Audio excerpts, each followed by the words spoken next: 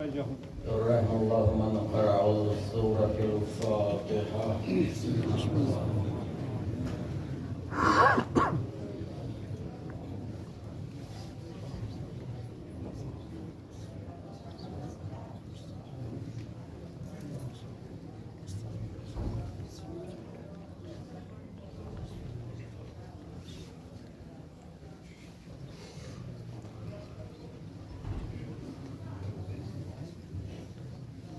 لا حول ولا قوة إلا بالله العلي العظيم. حسبنا الله ونعم الوكيل، نعم المولى ونعم النصير. بسم الله الرحمن الرحيم. الحمد لله الذي هدانا لهذا وما كنا لنهتدي لولا أن هدانا الله، والصلاة والسلام على أشرف الأنبياء مولانا أبي القاسم محمد. اللهم صل على محمد الطيبين الطاهرين المعصومين المظلومين المنتجبين المنتخبين. أما بعد فقد قال الله سبحانه تبارك وتعالى في قرآنه المجيد وفرقانه الحميد وقوله الحق بالحق. بسم الله الرحمن الرحيم. ونريد أن نمن على الذين استضعفوا في الأرض ونجعلهم أئمة ونجعلهم الوارثين. اللهم صل على محمد وعلى محمد وعجل فرجه. حاضرین گرامی مرتبہ، عزاداران مظلوم کربلا،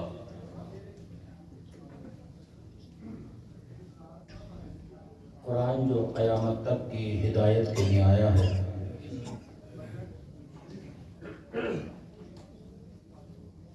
اور مفسر قرآن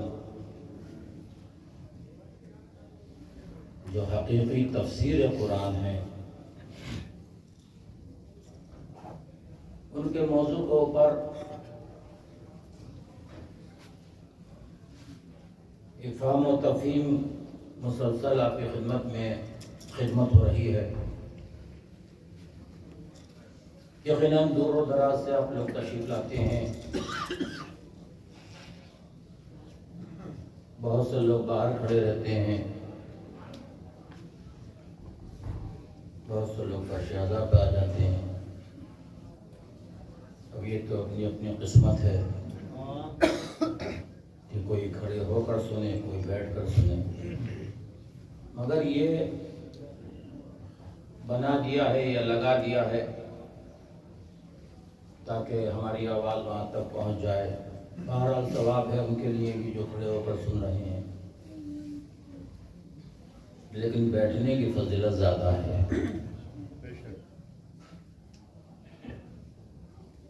سوچئے اور غور کیجئے کہ یہ مائک کیوں لگایا گیا ہے؟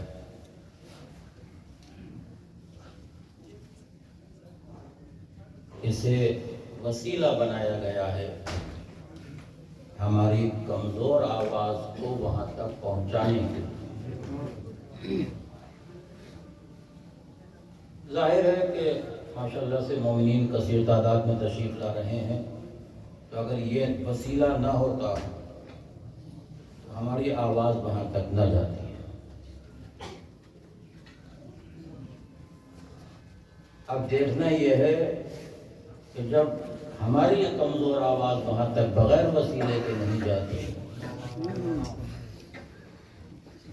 لیکن وسیلہ بھی وہ ہونا چاہیے کہ جو امین ہو۔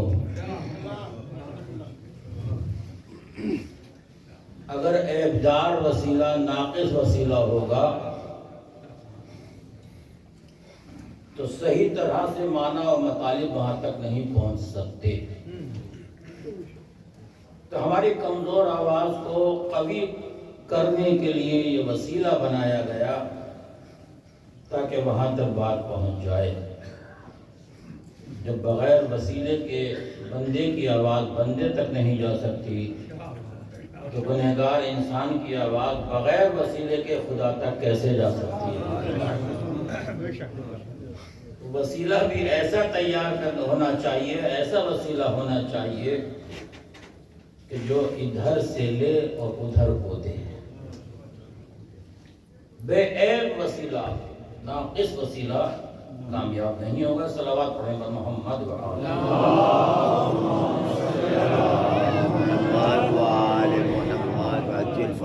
لیکن سے بہتر صلوات بلند آواز میں پڑھیں بر محمد.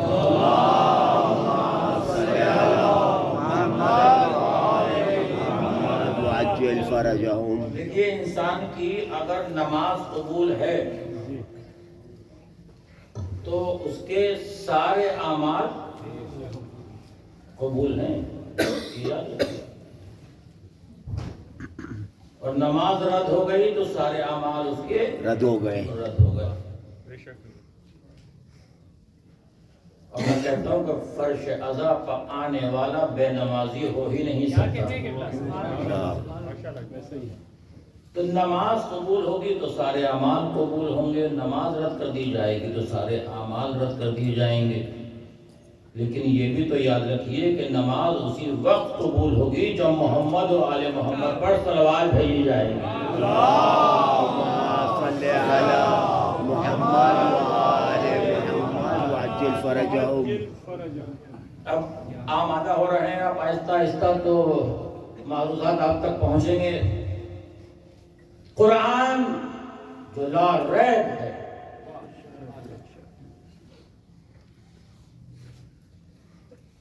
اور اس قرآن کو کیا خالی پیغمبر نے صرف قرآن دیا ہے امت کی ہدایت کے لیے؟ حدیث سامنے آ رہی ہے، بڑی معروف حدیث مبارکہ ہے. مولانا ملا متقی ہندی نے اس روایت کو تحریر کیا. ابو عبداللہ حکیم پوری نے المستدرک میں اس روایت کو حدیث کو کوٹ کیا. صاحب سوائق مورقہ نے لکھا. تمام عالم اسلام کے علماء نے اس حدیث کو اپنی کتابوں میں جگہ دی ہے. بڑی معروف حدیث مبارکہ ہے. اب آپ تک پہنچ گئی. انی تارکم فیکم. ہاں اتنی مشہور ہے کہ ماشاءاللہ. انی تارکم فیکم الثقلین کتاب اللہ و عترتی و اہل بیتی. حدیث یہاں ختم نہیں ہوگی. ما تمسکتم بہما لن تضلوا بعدی وَإِنَّهُمَا لَن يَفْتَرِقَا حَتَّى يَرِدَ عَلَيَّ الْغُسْلُ. توجہ،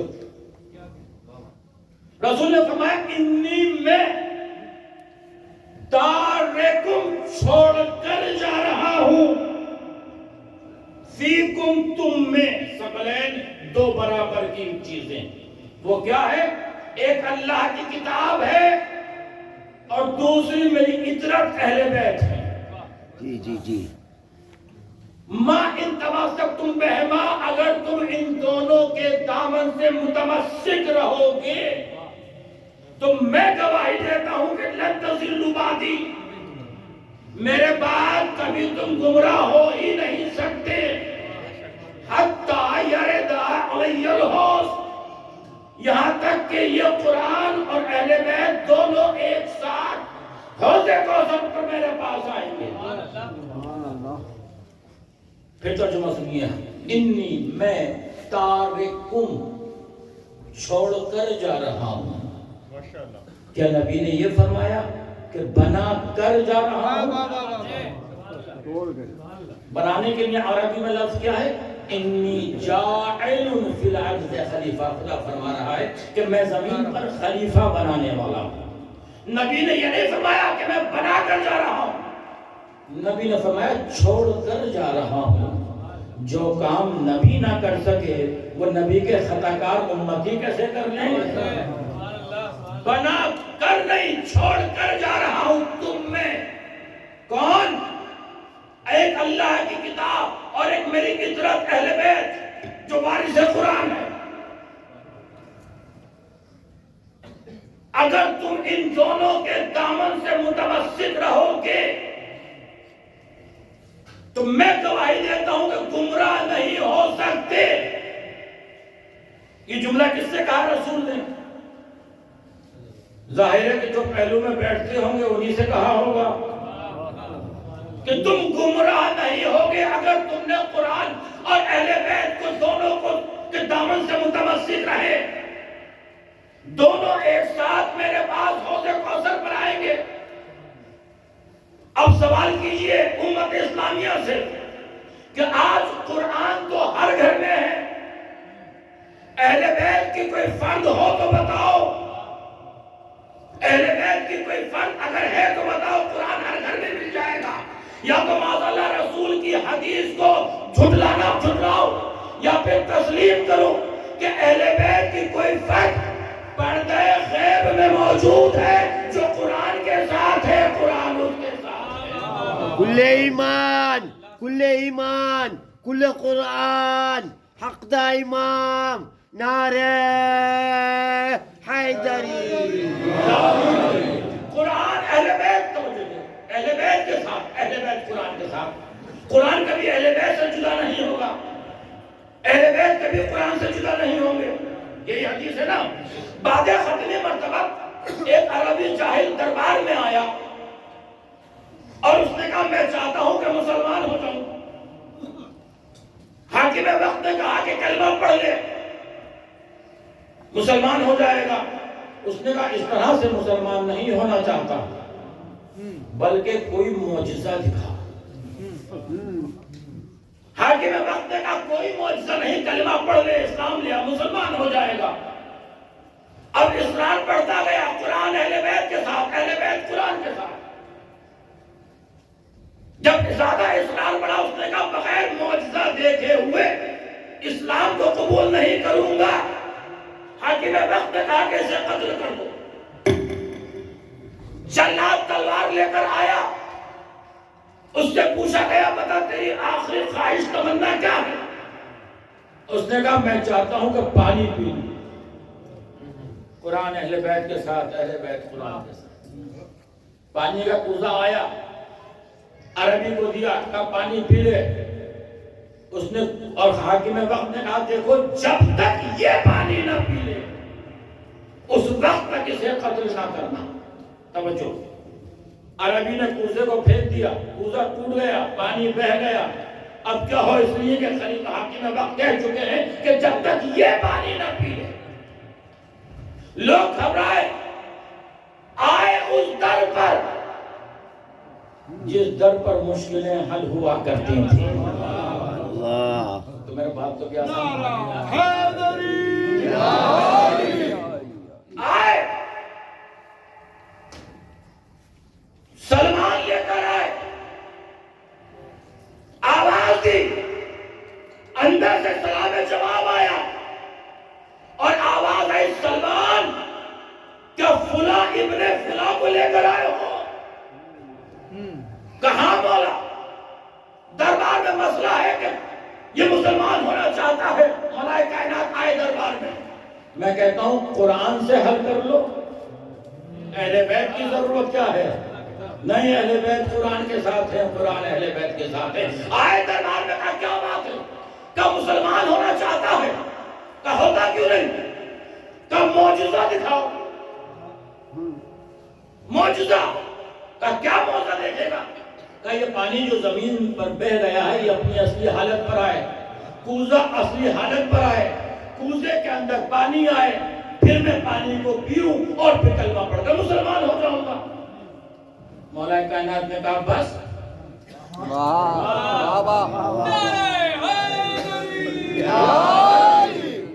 بس.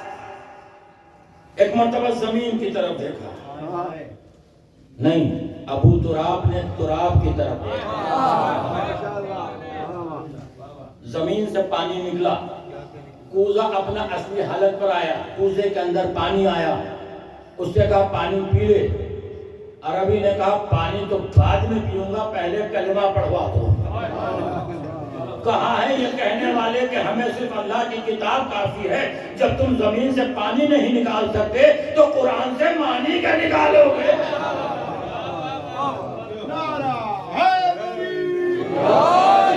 عزم کیجئے راستہ مل جائے گا، عزم جو کیجئے راستہ مل جائے گا، سلسلے سے سلسلہ مل جائے گا، بس مرتضیٰ سے مصطفیٰ تک آئیے، 2 قدم چلیے، خدا مل جائے گا۔ سبحان اللہ، کیا کہا آپ نے؟ آئیے قرآن آیت میرے سامنے ہے، توجہ کیجئے گا، آیت قرآن نے آواز دی وَكُلَّ شَيْءٍ أَحْصَيْنَاهُ فی کتاب مبین، فی امام مبین۔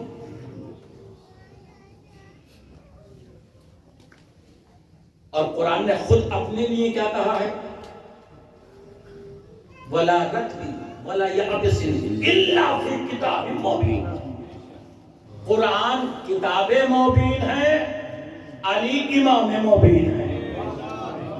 ذرا آپ متصل ہوئیے، میں بھی چاہتا ہوں کہ آپ متصل ہوں۔ ماشاءاللہ جو لوگ رہ گئے تھے وہ آ گئے۔ امام مبین، امام مبین، یا اللہ تو نے ابراہیم کا ذکر قرآن میں کیا، امامت کے حوالے سے وہی ذکر کر دیتا علی کا بھی، قال انی جاعلک للناس خلیفہ، اماما، قال انی جاعلک للناس، ہم نے ابراہیم کو لوگوں کا امام بنایا۔ وہی آیت آ جاتی، جب امام کا ذکر ہو رہا ہے تو وہی یہ آیت آتی کُلَّ شَيْءٍ أَحْصَيْنَاهُ فِي امام مبین، ہم نے ہر شے کا احصا امام مبین میں رکھ دیا۔ یہ آیت آئی ہے سورہ یاسین میں، توجہ کیجیے گا، یہ آیت آئی ہے سورہ یاسین میں۔ یا اللہ تو نے امام مبین کو سورہ یاسین میں کیوں رکھا؟ کسی اور سورے میں ذکر کر دیتا تو پیغمبر کی حدیث نے سہارا دیا کہ سورہ یاسین قرآن کا دل ہے۔ سورہ یاسین، سورہ یاسین قرآن کا دل ہے، تو قرآن کے دل میں علی کو رکھا، قرآن کے دل میں علی کو رکھا۔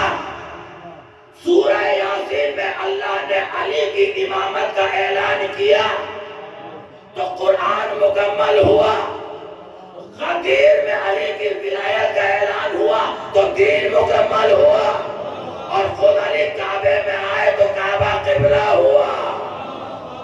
جب قرآن کا دل علی کی امامت سے خالی نہیں ہے تو مومن کا دل بغیر ولایت علی کے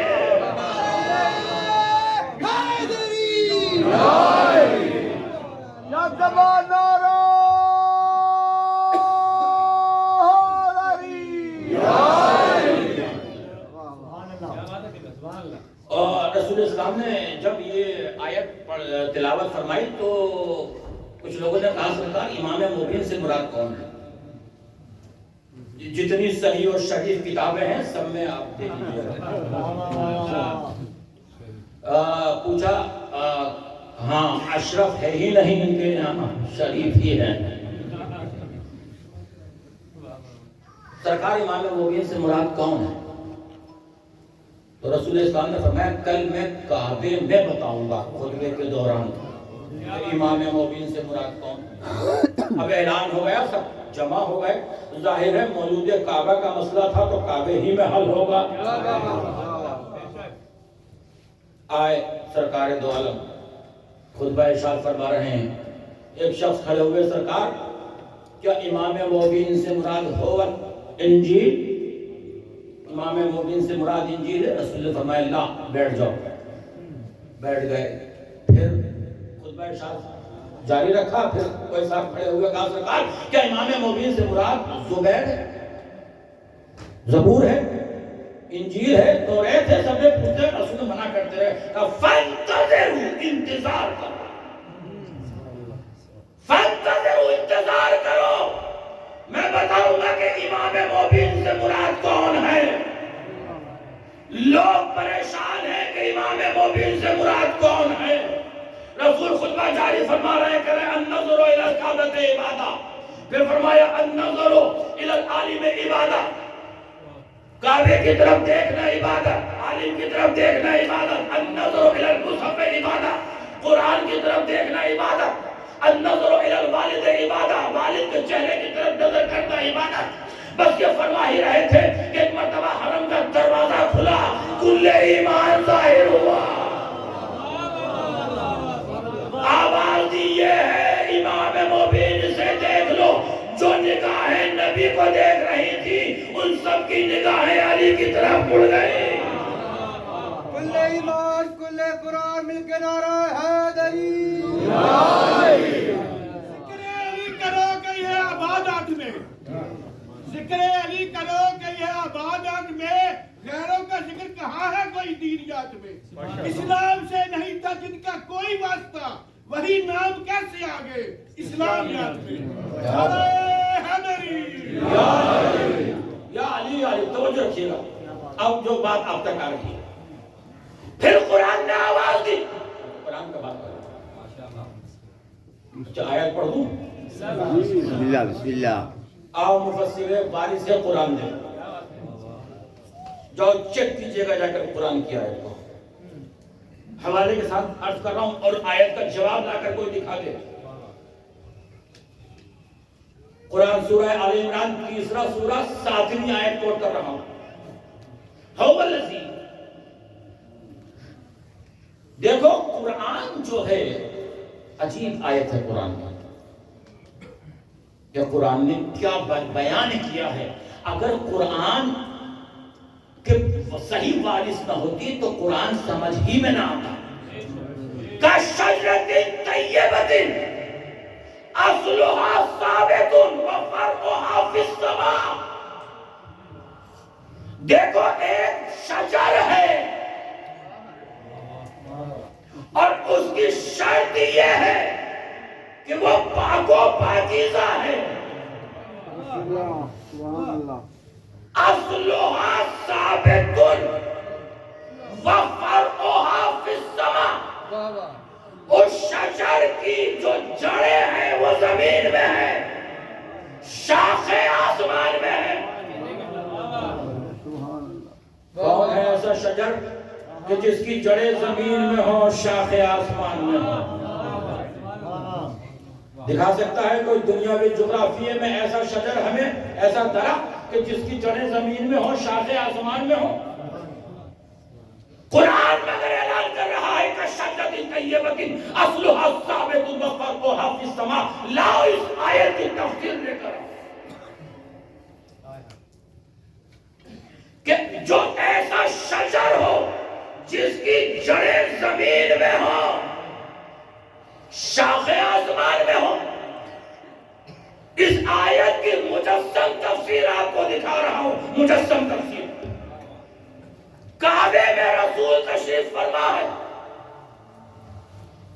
علی سے کہا یا علی میرے دوش پر بلند ہو جاؤ، میرے دوش پر بلند ہو جاؤ۔ علی دوش رسول پر بلند ہوئے، بتوں کو توڑنا شروع کیا۔ نبی نے پوچھا یا علی اپنے آپ کو کیسا محسوس کر رہے ہو؟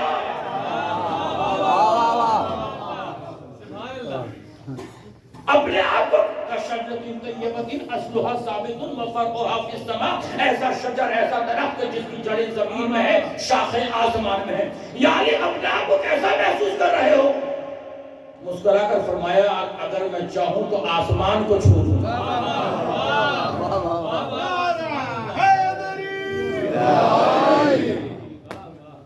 اگر میں چاہوں تو آسمان کو چھو لوں۔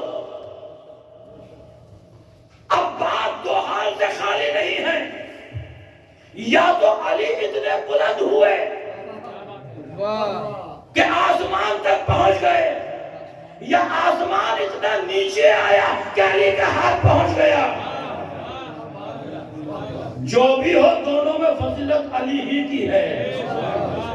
نبی کے دوش پر علی بلند ہے. نبی کے دوش پر ایک طرف ہے لا الہ الا اللہ, دوسری طرف ہے محمد رسول اللہ. جو بلند ہو رہا ہے وہ ہے علی ولی اللہ. ہم تو حق بات کہیں گے کہ زبان رکھتے ہیں. ہم تو حق بات کہیں گے کہ زبان رکھتے ہیں. وقت شکن, کفر شکن, عزم جوان رکھتے ہیں. دوشی احمد پہ مولے نبوت ہے قریب. دیکھنا یہ ہے کہ علی پاؤں کہاں رکھتے ہیں.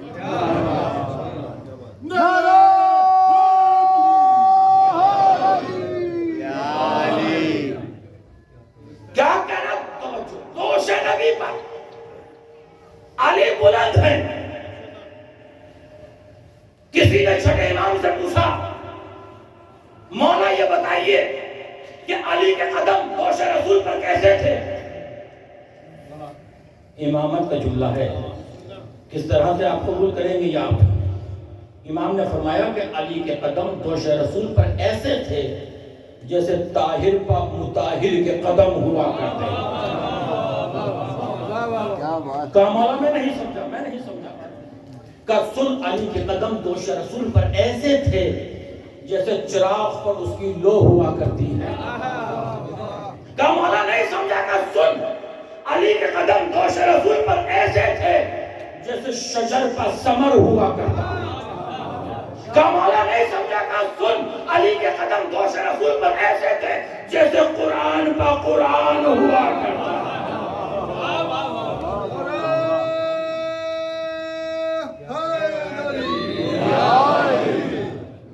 کیا کر دوش نبی پر نہیں سوچ رہا ہوں کیسے کروں گا مدح حیدر میں. سورج کی تعریف کروں کیا ذرہ ہو کر میں.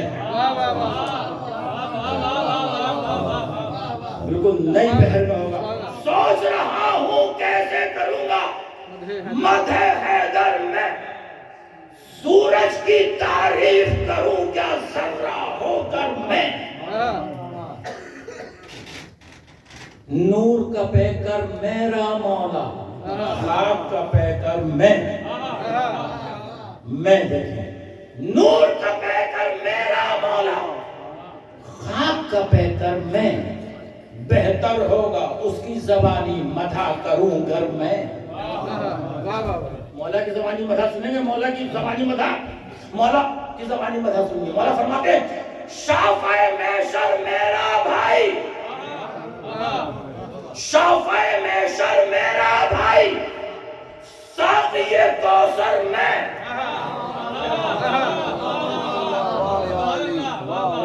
شافع محشر میرا بھائی, ساقی کوثر میں. میری زوجہ سب سے بہتر اس کا ہمسر میں.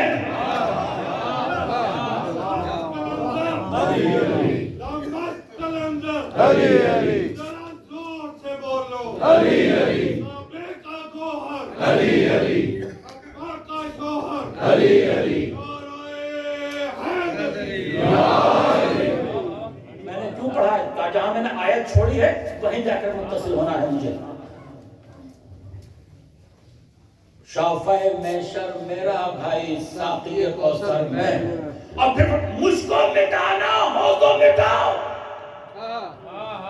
پہلے سورہ حمد, مجھ کو مٹانا ہو تو مٹاؤ. پہلے سورہ حمد. سورہ حمد میں پوشیدہ ہوں نقطہ بن کر میں.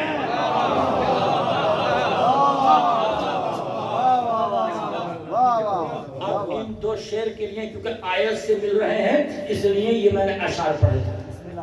مولا فرماتے ہیں کہ دوش نبی پا میری بلندی کا یہ عالم تھا. دوش نبی پا میری بلندی کا یہ عالم تھا کہ عرش کا تارا چھو سکتا تھا ہاتھ بڑھا کر میں.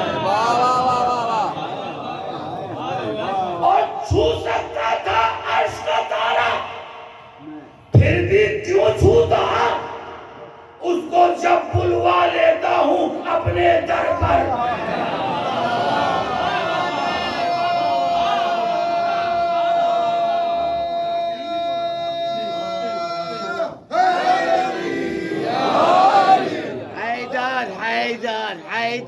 اس کو جب بلوا لیتا ہوں اپنے در پر۔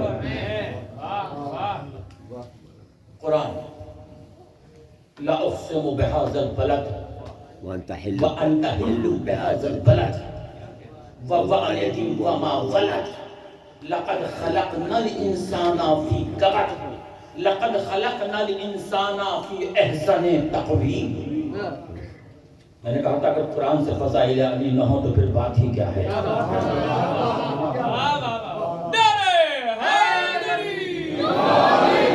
تھوڑا آگے تشریف لے آئیے، لوگ تشریف لا رہے ہیں، تھوڑا سا آگے تشریف لے آئیے۔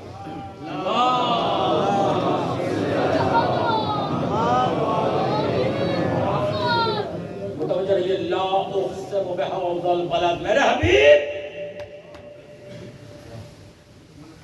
یہ شہر مکہ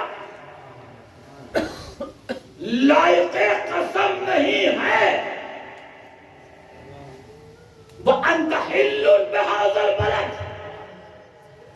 یہ اس لیے لائق قسم ہے کیونکہ آپ اس میں ہیں۔ میں اگر آپ تک بات پہنچے گی اور آپ قبول کریں گے تو آیتیں پڑھوں گا، ورنہ لا وَأَنْتَ حِلٌّ بِهَذَا الْبَلَدِ، کیونکہ آپ اس شہر میں ہجرت، مکے کی آیتیں ہیں، مدنی نہیں، مکے کی آیتیں ہیں، کیونکہ آپ اس شہر مکہ میں ہیں اس لیے لائق قسم ہیں۔ وَوَالِدٍ وَمَا وَلَدَ، خدا فرما رہا ہے بابا قسم کیا، مجھے قسم ہے ایک باپ کی اور اس کے سارے بیٹوں کی۔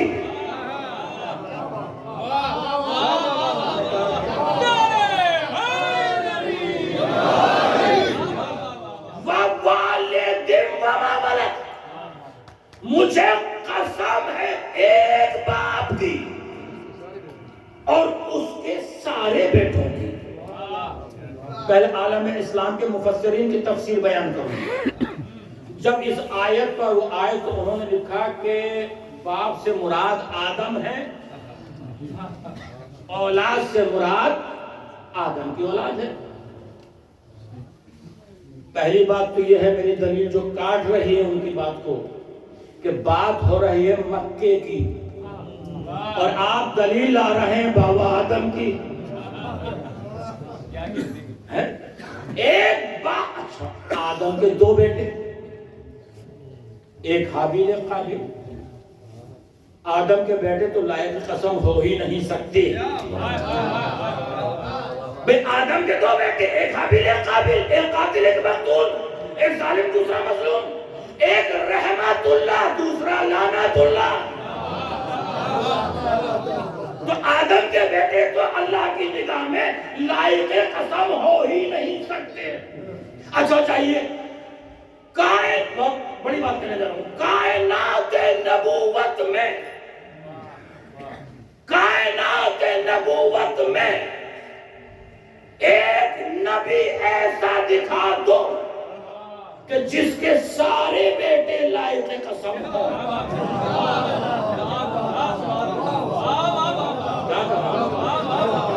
ایک نبی ایسا دکھا دو کہ جس کے سارے بیٹے لائق قسم ہو، ورنہ پھر تسلیم کرو اس باپ کو مکے میں جو خود بھی لائق قسم، اس کا پہلا بیٹا وہ بھی لائق قسم، دوسرا بیٹا وہ بھی لائق قسم، تیسرا بیٹا وہ بھی لائق قسم، 12 تک آ جائیے سب لائق قسم مل جائیں گے۔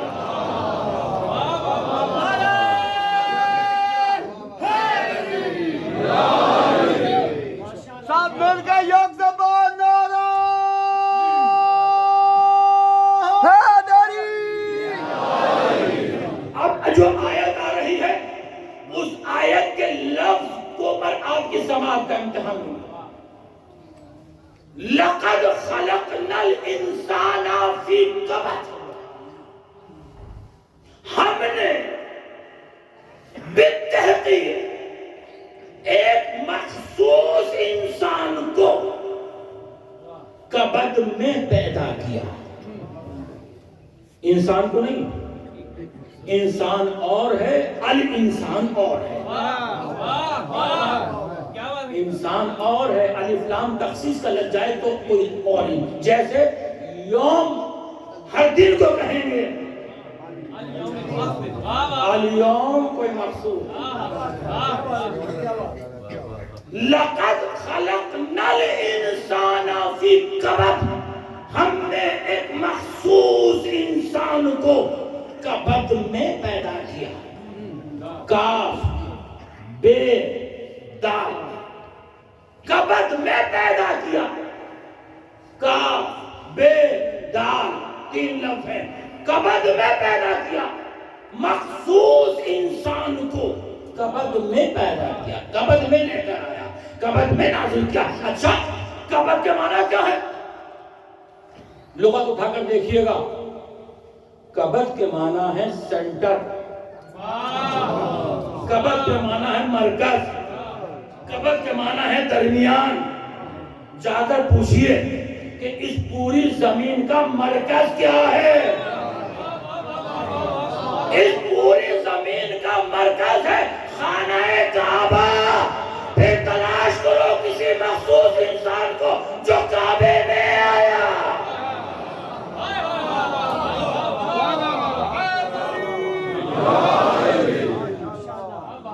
پھر دنیا ہے لقد خلقنا الانسان فی احسن تقویم. ہم نے مخصوص انسان کو احسن خلق کیا. احسن، احسن، احسن کسے کہتے ہیں؟ احسن ہے حسن کی معراج. جہاں تصور حسن دم توڑ دے اسے کہتے ہیں احسن. جہاں تمام مخصوص انسان کو احسن خلق کیا، جہاں تصور حسن دم توڑ دے اسے کہتے ہیں احسن. حسن کا پروردگار ہے خدا، حسن کا شاہکار ہے محمد. اب جو خدا سے بھی ملتا ہو، محمد سے بھی ملتا ہو، وہ ہوگا احسن. اگر شب ہجرت رسول کے بستر پر سو جائے تو رسول بن جائے، جاگ جائے تو نصیریوں کا خدا بن جائے.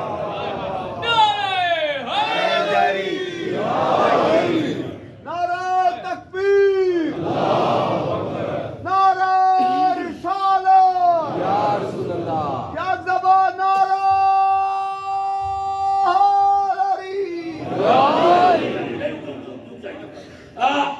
پوری ذمہ داری سے کر رہا ہوں. علی کی ذات مرکزی اتحاد ہے، نہ کہ مرکزی اختلاف. ذات علی مرکزی اتحاد ہے. لوگوں نے مرکزی اختلاف بنا رکھا ہے. نہیں، ذات علی مرکزی اتحاد ہے. اختلاف شروع کہاں سے ہوا؟ کس نے سب سے پہلے کس سے اختلاف کیا؟ سب سے پہلے جناب آدم سے شیطان نے اختلاف کیا. آدم خلیفہ بن گئے، شیطان نہ بن سکا. اور آئیے جناب موسیٰ اور فرعون میں اختلاف. ذات علی مرکز اتحاد ہے، نہ کہ مرکز اختلاف. جناب موسیٰ اور فرعون میں اختلاف کی وجہ سبب کیا ہے؟ اگر جناب موسیٰ فرعون کے گھر پیدا ہو جاتے تو فرعون کبھی جناب موسیٰ سے اختلاف نہ کرتا. اور آئیے جناب ابراہیم اور نمرود میں اختلاف. اگر جناب ابراہیم نمرود کے گھر پیدا ہو جاتے تو نمرود کبھی اختلاف نہ کرتا. جانے دیجئے کسی نبی کی بات نہیں کرتا. خود سرکار دو عالم اور ابو لہب اور ابو جہل کے درمیان اختلاف. سرکار آپ تو رحمت للعالمین بن کر آئے ہیں، آپ میں کیسے اختلاف؟ تو اس کے لیے تاریخ کا واقعہ ملتا ہے کہ ابو لہب کو ابو جہل نے پکڑا، قبرستان میں لے کر گیا. بتا، آج تجھ سے سوال کرتا ہوں، اگر صحیح جواب دے دیا تو زندہ چھوڑ دوں گا ورنہ دفن کر دوں گا. کہا پوچھ، کہا یہ بتا دے کہ محمد حق پر ہیں کہ نہیں. اس نے کہا محمد حق پر ہیں. کہا پھر مانتا کیوں نہیں؟ کہا جھگڑا تو اسی بات کا ہے کہ میں نے گھر کیوں نہیں پیدا ہوا۔ نتیجہ تو اب تک آ گیا۔ آدم اور شیطان میں اختلاف اس لیے کہ شیطان خلیفہ نہ بنا، آدم خلیفہ بن گئے۔ موسیٰ اور فرعون میں اختلاف اس لیے کہ موسیٰ فرعون کے گھر پیدا نہیں ہوئے۔ ابراہیم اور نمرود میں اختلاف اس لیے کہ جناب ابراہیم نمرود کے گھر پیدا نہیں ہوئے۔ رسول اسلام ابو لہب و ابو جہل میں اختلاف اس لیے کہ رسول اسلام ان کے گھر پیدا نہیں ہوئے۔ ارے سب میں اختلاف کر لیا ہوتا، ذات علی میں تو اتحاد کر لیا ہوتا۔ علی تو اپنے گھر بھی پیدا نہیں ہو رہے، علی تو خدا کے گھر۔ اب جس نے آدم سے اختلاف کیا وہ بنا شیطان، جس نے موسیٰ سے اختلاف کیا وہ بنا فرعون، جس نے ابراہیم سے اختلاف کیا وہ بنا نمرود، جس نے رسول سے اختلاف کیا وہ بنا ابو لہب اور ابو جہل۔ اب جو میرے رسول سے اختلاف کرے گا وہ اپنے وقت کا شیطان بھی ہے، فرعون بھی ہے، نمرود بھی ہے، ابو لہب بھی ہے، ابو جہل بھی ہے۔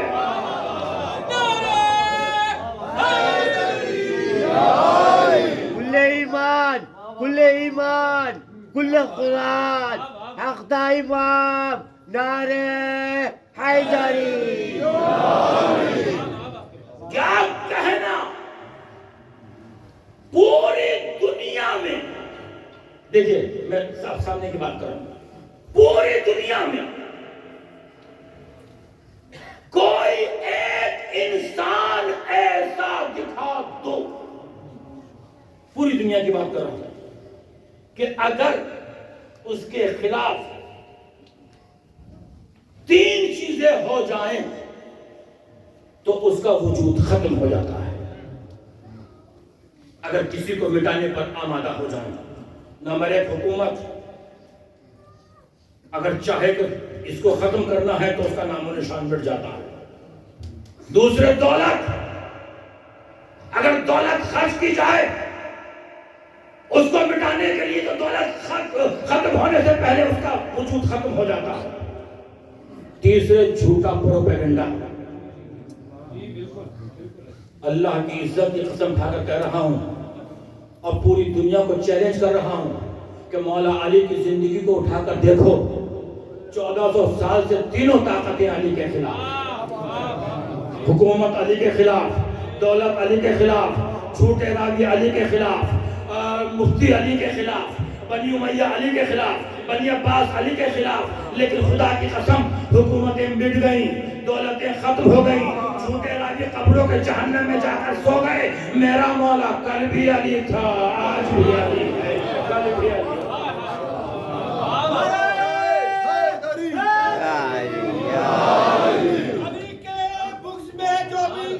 علی کے بغض میں دل کو ملول ہوتا ہے، عداوتوں کے بھی کچھ تو اصول ہوتا ہے۔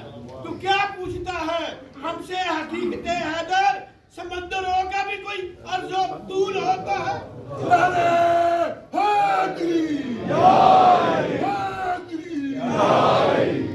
ان کے در کے دیوانے یا تو قرآن پڑھتے ہیں یا جنت میں محل بیچا کرتے ہیں۔ تو میں نے بات کو آسان کر دیا۔ بہلول دانا سمندر میں بیٹھے ہوئے ایک کوزے میں سمندر کا پانی بھر رہے ہیں۔ کسی نے کہا بہلول کیا ہو گیا، کیا کر رہے ہو؟ کہا اس پورے سمندر کا پانی اس کوزے میں بھر رہا ہوں۔ کہا یہ تمہیں کیا ہو گیا، اتنا بڑا سمندر ایک چھوٹے سے کوزے میں کیسے آ سکتا ہے؟ کہا یہی تو بتانا چاہتا ہوں، اتنا بڑا علی تمہاری چھوٹی عقلوں میں کیسے آ سکتا ہے؟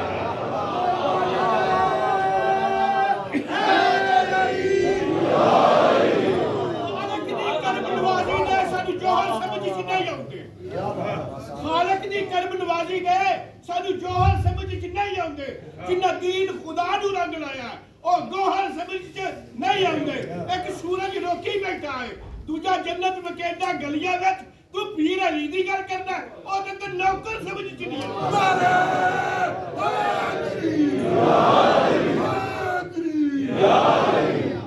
لیجئے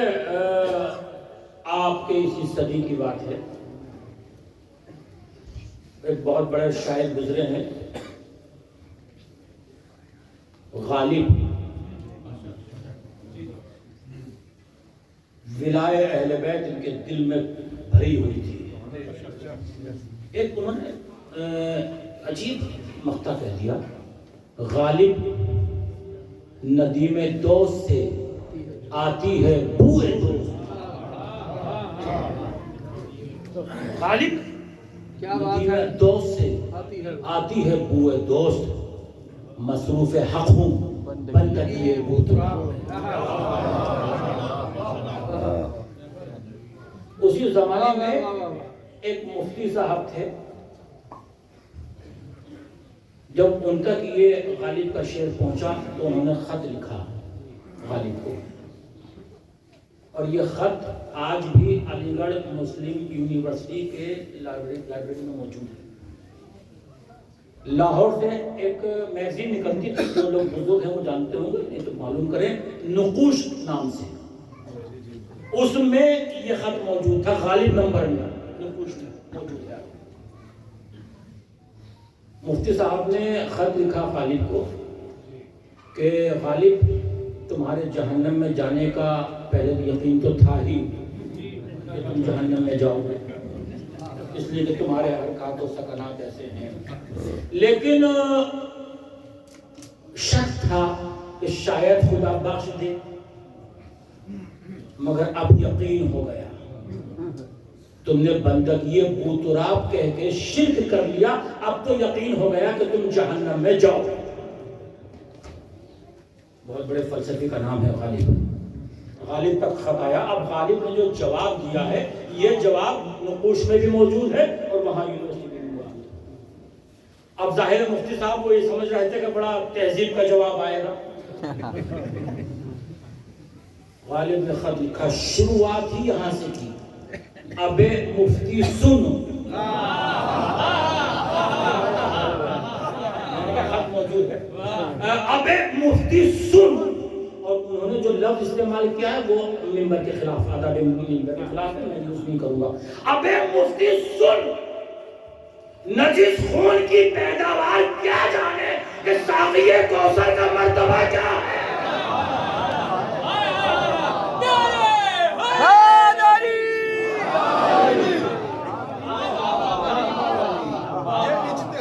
عجب ہے کہ ایک دشمن دین، غالب صاحب نے کہا ہے یہ اجتہاد عجب ہے کہ ایک دشمن دین علی سے آ کے لڑے اور خطا کہیں اس کو۔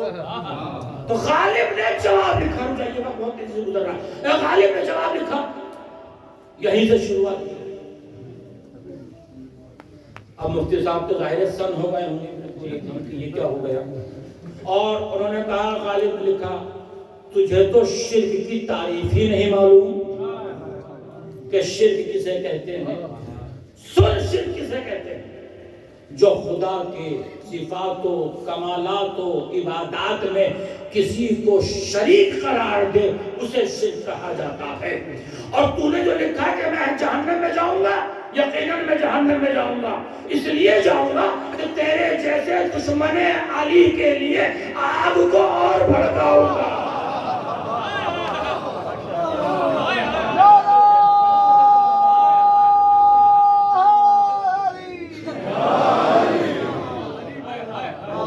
دیکھیے اب سمجھ رہا ہوں، دو چیزیں ایک انسان میں جمع نہیں ہو سکتی، ایک شجاعت اور ایک سخاوت۔ اگر کہیں جمع ہو جائیں تو اس کا نام علی ہے۔ اسی طرح سے شجاعت اور صبر ایک انسان میں جمع نہیں ہو سکتا، اگر کہیں جمع ہو جائے تو اس کا نام ابو الفضل عباس ہے۔ نام آ گئے۔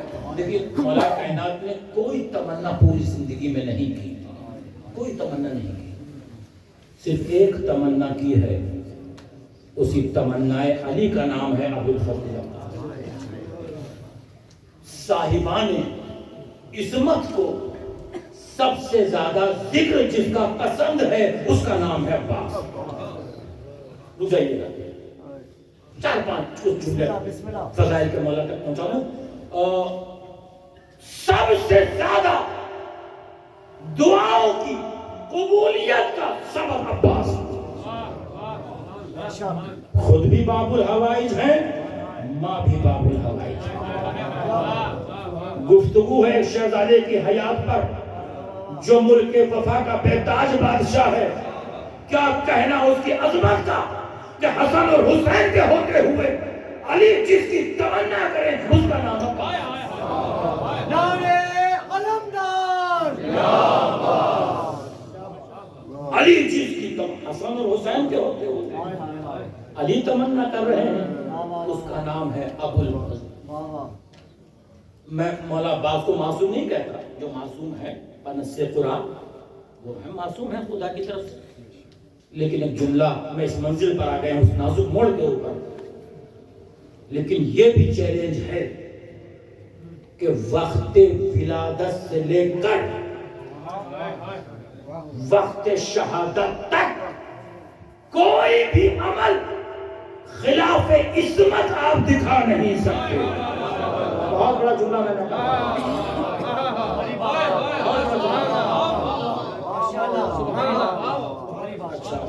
ماشاءاللہ. قانون الہی یہ ہے، قانون الہی یہ ہے کہ معصوم کو غسل معصوم ہی دے گا، معصوم کو کفن معصوم ہی پہنائے گا. اگر ایک امام مشرق میں اس دنیا سے تشریف لے جائے اور دوسرا امام مغرب میں ہو تو باعجاز آ کر آپ غسل اور کفن پہنائیں گے، اس لیے کہ غیر معصوم کی نگاہیں محرم عصمت بن نہیں سکتی. تو اتنا معلوم ہو گیا کہ معصوم کو غسل معصوم دے گا، معصوم کو غسل کفن معصوم پہنائے گا. جب رسول اسلام اس دنیا سے تشریف لے گئے مولائے کائنات فرماتے ہیں کہ آپ نے غسل دینا شروع کیا. غسل دینے کے ساتھ ساتھ کچھ پانی ڈالنے والے بھی ہوتے ہیں. مولائے کائنات فرماتے ہیں کہ اللہ نے فرشتوں کو آسمان سے بھیجا تھا. معصوم فرشتے تھے، غیر معصوم نہیں ہے. انہوں نے غسل دینے میں مدد کی. جب امام حسن اس دنیا سے تشریف لے گئے تو امام حسین نے انہیں غسل دیا.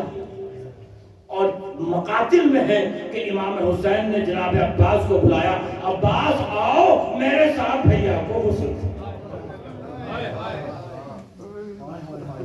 اب یہ فیصلہ عباس اس بعظمت شخصیت کا نام ہے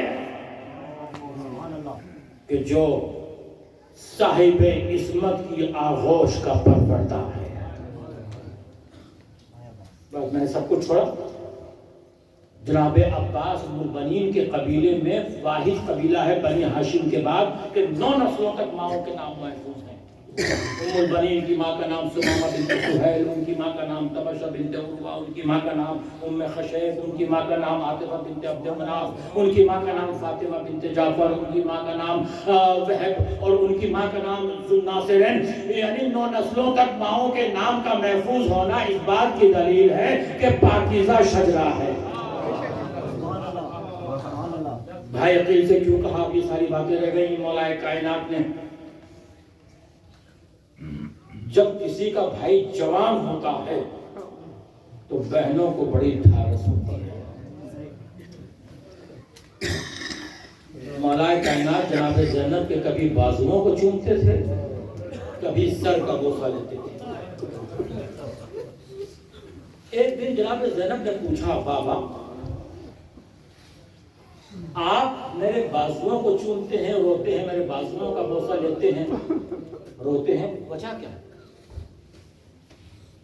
کہا بیٹی ایک دن اس سر سے چادر چھینی جائے گی، ان بازوؤں میں رسن باندھی جائے گی. جناب زینب فرماتی ہیں کہ مجھے یقین تو تھا لیکن سوچتی تھی کہ جس کا عباس جیسا بھائی موجود ہو کس کی مجال ہے کہ جو زینب کی طرف نظر بھر کر کے دیکھے.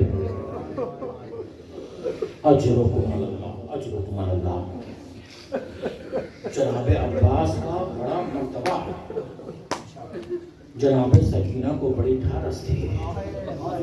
ایک جملہ بس یہاں سے ہٹ کر جملہ آپ تک پہنچانا چاہتا ہوں.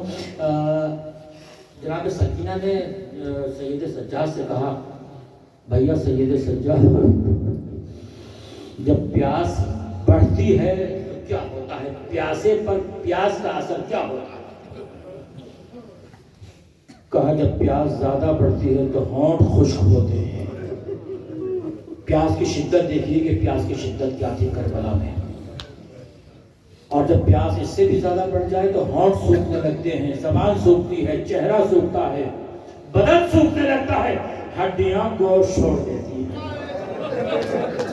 جناب سکینہ نے فرمایا بھیا میری ہڈیوں نے میرا گوشت چھوڑ دیا.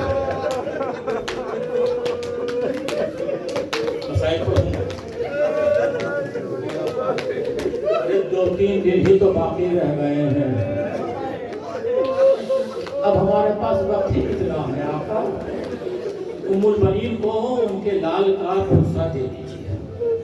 مقاتل میں ہے کہ ام البنین واقعی کربلا کے بعد جنت البقیع میں آتی تھی، قبریں بناتی تھی، 4 قبریں بناتی تھی اور ہر بیٹے کے قبر پر بیٹھ کر کہتی تھی عبداللہ تمہاری ماں تمہیں نہیں روئے گی، جعفر تمہاری ماں تمہیں نہیں روئے گی، عباس تمہاری ماں تمہیں نہیں روئے گی. اور 4تھی قبر حسین کی بناتی تھی، آواز دیتی تھی اے میرے آقا حسین شہزادی نہیں ہے تو کیا ہوا، یہ کنیز حاضر ہے آپ کو. جب بشیر مدینے آیا ہے، مدینے کی طرف پہنچا ہے اور کہا ہے قد قتل حسین بے کربلا، حسین کربلا میں شہید ہو گئے، تو جب یہ کانوں تک ام البنین کی آواز پہنچی ہے تو عصا کا سہارا کر کے ایک مرتبہ آئی اور کہا کہ شیخ کیا کہہ رہا ہے، کون سا حسین مارے گئے؟ کالی کا لال حسین مارا گیا. کہا کیسے مارا گیا؟ ارے میرا باپ زندہ رہا. کہا نہیں، عباس اس دنیا سے چلے گئے تھے، عباس شہید ہو گئے تھے. کہا یہ کیسے ہو سکتا ہے کہ عباس شہید ہو جائے؟ ارے جس کی ماں نے ایسا دودھ پلایا تھا کہ جس نے میرے لال کو شہید کر دیا، یہ بتا کہ عباس کب شہید ہوئے؟ کہ عباس اس طرح سے شہید ہوئے کہ پہلے عباس کے بازو قلم ہوئے. اجرکم اللہ، اجرکم اللہ. مقاتل میں ہے کہ کربلا معلیٰ میں ایک شخص مولا عباس کے ذریعے مبارک کے قریب آیا، آواز دی مولا آج 8 محرم ہے، میرے یہاں دستور ہے کہ میں نظر دلاتا ہوں. اے میرے آقا حسین عباس آپ کو سکینہ کا واسطہ ہو، آج آپ خود آ کر نظر دیجیے گا. تو جب تک آپ تشریف نہیں لائیں گے میں نظر نہیں دوں گا. آ کر دروازے پر بیٹھ گیا، انتظار کر رہا ہے کہ مولا عباس آئیں گے، مولا عباس آئیں گے. سورج غروب ہونے لگا، لوگوں نے کہا کہ چل کر نظر دے دے، لیکن جب رات شروع ہو گئی تو کیا دیکھا کہ ایک سوار آ رہا ہے، دوش پر ابا ہے. آواز دی بھائی کس کا انتظار کر رہا ہے؟ کہا کہ میں اپنے مولا عباس کا انتظار کر رہا ہوں تاکہ میرے یہاں حاضری کی نظر ہے، مولا عباس کی نظر ہے، آ کر وہ نظر دیں گے. سکینہ کا واسطہ دے کر آیا تھا، یقیناً میرا آقا ضرور آئے گا. بس ایک مرتبہ آنے والے نے کہا اے بھائی تو اندر چل، ہو سکتا ہے وہ آ چکے ہو. اندر آیا، آواز دی میں نظر دیتا ہوں. نظر کے لیے کھڑے ہو گئے.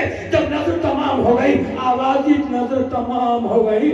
اس شخص نے کہا کیسے نظر تمام ہو گئی؟ ارے ہمارے یہاں کا دستور یہ ہے کہ جب نظر دی جاتی ہے تو ہاتھوں کو اٹھایا جاتا ہے. ارے تو نے اپنے ہاتھوں کا نہیں اٹھایا. آواز جس کے شان کربلا میں خلا. اجرکم اللہ، اجرکم اللہ. بڑی ڈھارس تھی جناب زینب سلام اللہ علیہا کو، بڑی ڈھارس تھی. مقاتل میں ہے کہ جب امام حسین امام عالی مقام فرش زین سے عرش زمین کی طرف آئے ہیں تو ایک مرتبہ ایمان کے لبوں میں جنبش ہوئی. شمر یہ سمجھا کہ شاید حسین پر دعا کر رہے ہیں. جب قریب گیا تو غور سے سنا امام کی آنکھوں کی پتلیاں نہر فرات کی طرف تھی اور زبان پر تھا عباس عباس عباس. ہاں جملہ سنیں گے. جب شام غریبہ آئی ہے, خیموں میں آگ لگی ہے, شمر ملعون چادریں اتارنے کے لیے آگے بڑھا. زینب پیچھے ہٹی, نیزے کی علی کو بڑھایا. زینب اور پیچھے ہٹی, اس نے اور نیزے کی علی کو بڑھایا. نیزے کی علی سے زینب کی چادر کو اتارا, نہر فرات کی طرف چلا. عباس کے لاشے کے قریب آیا, آواز دی عباس, زینب کی چادر. ماتم کرتے رہیے. خدا ان آوازوں پر رحمت نازل فرمائے. میرے معبود ان آوازوں کو سلامت رکھنا. یا اللہ ان آوازوں پر اپنی رحمت نازل فرمانا. ہمیں کوئی غم نہ دینا سوائے غم مظلوم کربلا کے. آپ کی آنکھ کبھی نہ روئے سوائے حسین کے غم میں. ہاں مجھے روایت یاد آ گئی. علامہ رشید زوابی مرحوم پڑھا کرتے تھے کہ جب قید خانہ شام میں, ابھی چاہیے گا مسائل پورے پڑھوں گا, کیا کہا, جب قید خانہ شام میں سر آنا شروع ہوئے ہیں اور ہر ایک کا سر آیا, تشت میں ہر ایک کا سر آ رہا ہے. ہر بیوی نے اپنے وارث کا سر لے لیا. ایک مرتبہ در زندان پر ایک ہلچل ہوئی. کسی نے کانپتی ہوئی آواز میں کہا, بیویوں باادب ہو جاؤ, اب عباس کا کٹا ہوا سر.